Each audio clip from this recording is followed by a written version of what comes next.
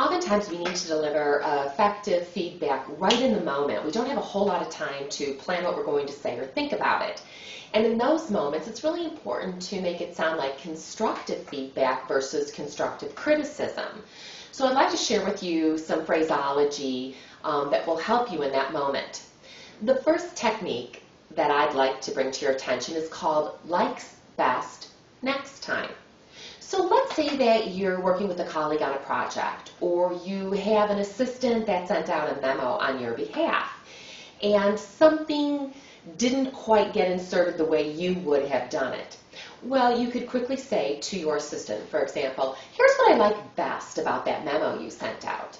And then find something that you're sincere about that you could compliment her on, that she did well.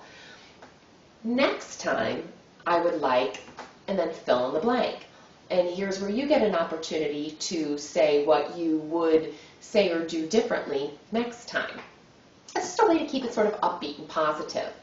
Similar phraseology to that is to share with them, here's what I like best, and here's what I would change moving forward. So again, that word change is more positive than, and here's what I don't like, or here's what I don't want you to do. You can see there's a theme with me about creating a visual, staying in a positive mode to keep the people you work with engaged and enthusiastic about working with you.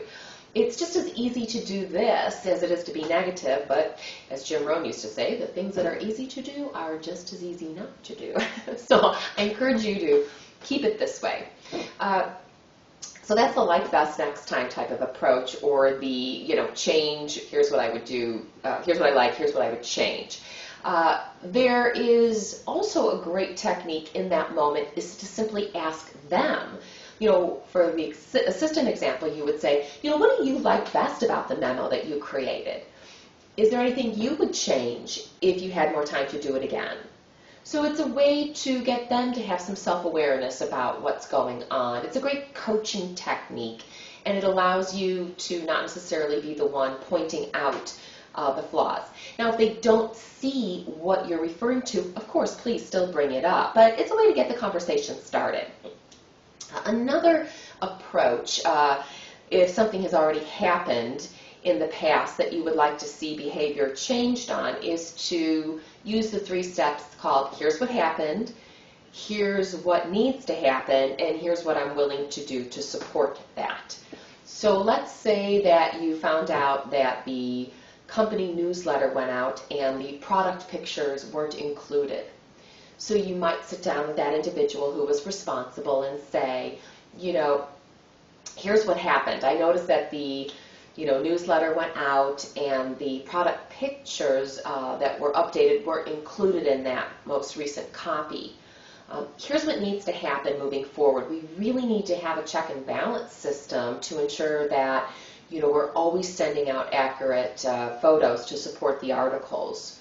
And here's what I'll do to support that. I realize it can be challenging to proof all the time. You get so close to it. So if you'll give it to me at least 24 hours prior to wanting to send that out, I will be your second pair of eyes and take a look at it as well.